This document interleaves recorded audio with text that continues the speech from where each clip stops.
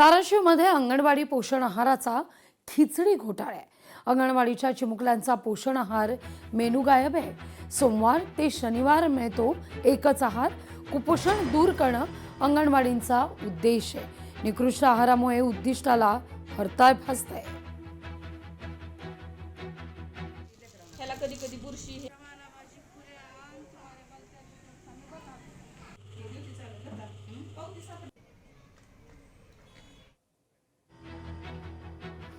निकृष्ट आहार या ठिकाणी मुलांना दिला जातो अंगणवाडीत, त्यामुळे मुलांच्या पोषणासंदर्भातला मुद्दा उपस्थित होतोय।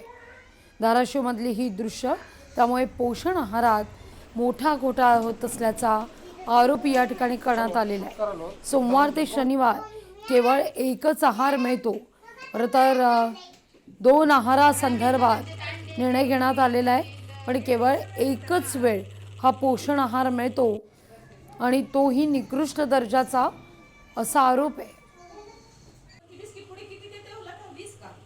त्यामुळे बचत गटांना अधिकाऱ्यांचा वरदहस्त असल्याचा गंभीर आरोप अंगणवाडी सेविकांकडून केला जातोय।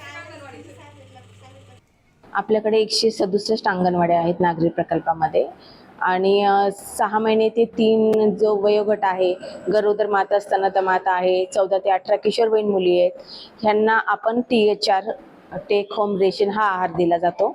आणि 3 ते 6 जो वयोगट आहे, जो अंगणवाडी पूर्वशालेय शिक्षणासाठी लाभार्थी येते, त्यांना आपण म्हणजे दुपारचं जेवण आणि सकाळचा नाश्ता हे अशा प्रकारचा आपण आहार त्यांना देतो। आणि हा आहार आहे तो बचत गटामार्फत तयार करून त्यांना दिला जातो। जे काही पर्यवेक्षिका आहेत तर ते त्यांच्या मार्फत तपासणी होते सर।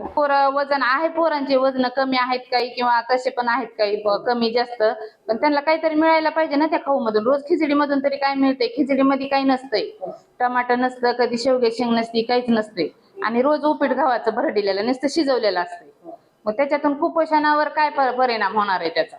कारण आम्ही तर काय करू शकतो त्याला? तेवढे पैशाप्रमाणे त्यांना परवडतच ना, परवडल्याशिवाय आता 15-15 वर्ष करतात का? ते परवडतच नाही म्हणते। मग त्याच्यातून कुपोषण दूर होण्यासारखं काहीच मिळत नाही, कुपोषण होते जास्त उलट त्याचे।